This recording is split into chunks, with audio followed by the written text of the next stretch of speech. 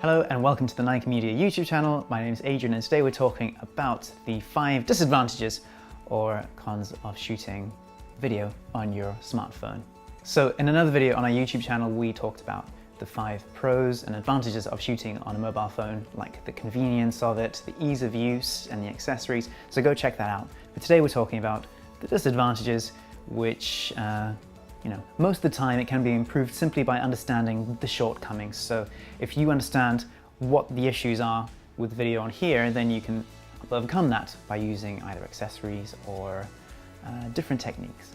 So the first disadvantage of shooting video on a smartphone is the size of the sensor. It is a tiny sensor in there, and that means that when it comes to low light footage, it's not going to look very good. It's going to be noisy, you're going to get a lot of grain in there, and that's going to make your footage look soft and sometimes a bit nasty. So the best way to overcome that is to use better lighting. So it's not going to be good as a Super 35 or a full frame sensor when it comes to low light handling, but just use the right light and you should get nice clean footage. The second con of shooting with a smartphone is the poor sound quality. Now the microphones in these are actually pretty good. They are quite good at picking up your voice. However, they will pick up all the sounds around you as well, and it doesn't really give any direction to the sound that's being picked up. So for that, you might need to get an external microphone that does the job. And I brought one with me, but I'm not actually.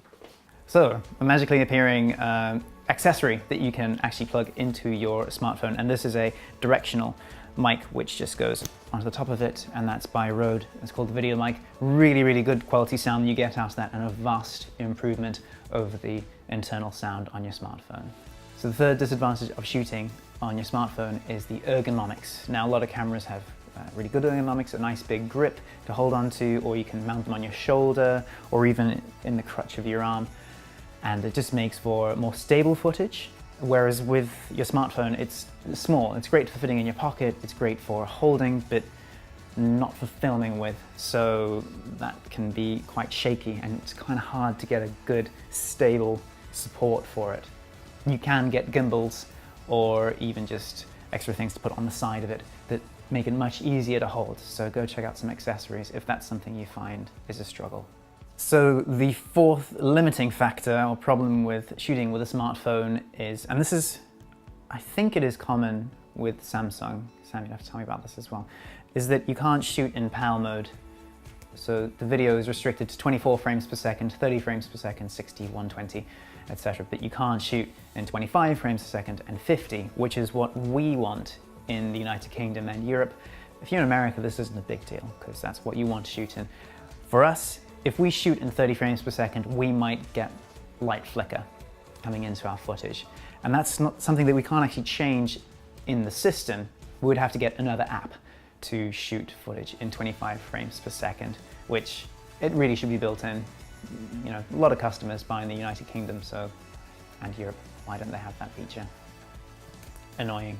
So the fifth disadvantage of shooting on your smartphone is the lack of creative control. You can't change the aperture, you can't change the shutter speed, you can't change the ISO setting. Maybe in the future they'll introduce that, and maybe some of the new ones even have aperture control. But for most of us, you would have to look at getting a third-party app in order to get that creative control and being able to change those 3 settings to make the background more blurry or to get a better kind of motion blur. So that's the fifth one.